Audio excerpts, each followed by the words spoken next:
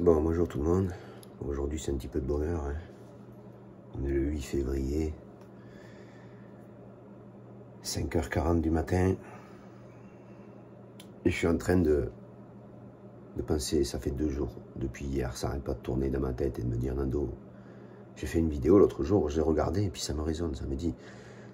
Parce que j'ai dit que le sage était Néfertum, on le considérait comme Néfertum à l'époque de l'Égypte ancienne, mais en fait c'est faux. Vous savez, il y a tout un mélange pour l'instant avec les trucs pharaoniques, donc c'est normal que il faut que je refasse le tri. C'est l'histoire de faire du propre. Et en fait, depuis quelques jours, depuis hier, ça me dit, mais Nando, mais Néfertum, tu es justement à la place de Néfertum. Tu es à la place de Néfertum. Va lire ce que Néfertum est, et tu vas comprendre. Alors, au final, je dis, dans la mythologie égyptienne, Néfertum est le fils de Ptah et de Sekhmet, dans la théologie memphite de l'Ancien Empire, évoquant le parfum du lotus. Il est représenté par un lion ou plus souvent par un jeune homme portant une fleur de lotus dans les cheveux. Il est le dieu de la résurrection et de l'immortalité. Néfertum est un nom composé, Néfer signifiant beauté, alors à la base Néfer ça veut dire Dieu, accomplissement parfait, voilà, beauté ou accomplissement parfait c'est Dieu qui est l'accomplissement parfait. Et Toum ou Atum, le principe créateur.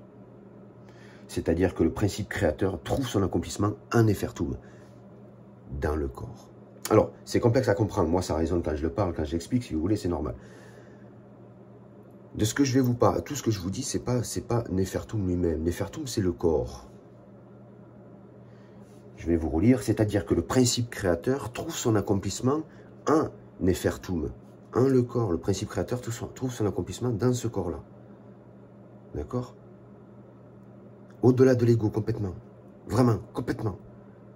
À la base de l'atome, la racine même de notre existence. D'accord? Pour bien que vous compreniez. Alors, il est le dieu de la résurrection et de l'immortalité, bien sûr, puisque le corps n'arrête pas de se régénérer. Le corps est immortel. D'accord?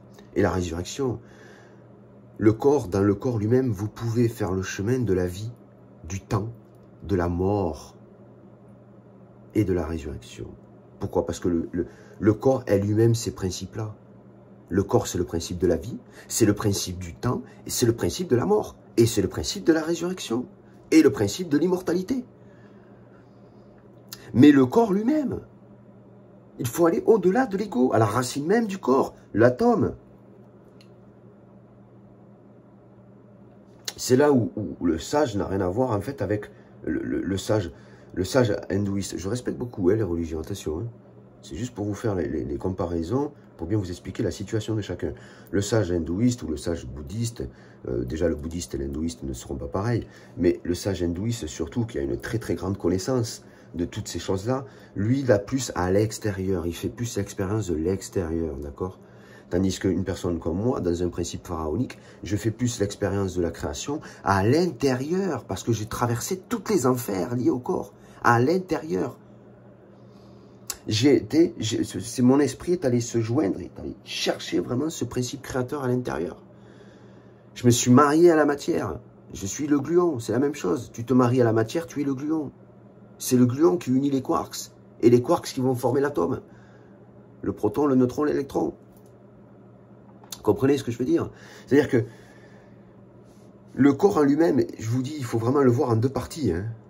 Le corps, il est fait en 2 parties. Hein. Si vous le voyez qu'en une seule partie, ça va être difficile de comprendre ce que je vous explique, tout ce que je vous explique. Donc, il y a des vidéos, dans plein de vidéos, il y a des choses que je dis qui ne sont pas... Si vous prenez les vidéos comme étant 100% la vérité, vous allez vous tromper. Puisque moi-même, je suis dans un nettoyage. D'accord? Donc, il y a des choses qui sont vraies, il y a des choses qui sont fausses. C'est à vous de faire le tri. Vous savez, c'est comme le principe d'une lumière. Hein. Une lumière, elle éclaire, elle prend le plus et le moins. D'accord? Mais bien sûr que pour allumer, elle est ni le plus ni le moins. C'est comment vous expliquer. Dans la réalité, il y a à la fois des choses qui sont négatives et des choses qui sont positives. C'est à vous, plus vous vous retrouvez dans la neutralité, plus vous comprendrez ce qui est négatif et plus vous saurez faire le tri entre ce qui est négatif et positif. Comprendre un livre, c'est savoir faire le tri. Mais si vous n'avez pas fait le tri en vous-même, vous ne pourrez pas faire le tri dans un livre. C'est la même chose. Vous voyez ce que je veux dire? C'est un tri naturel, c'est magnétique. Voilà, bref. Donc j'ai compris qu'aujourd'hui, j'étais dans l'accomplissement de Néfertum. Voilà. Sur ce, je vous souhaite une très bonne journée et je vous dis à bientôt.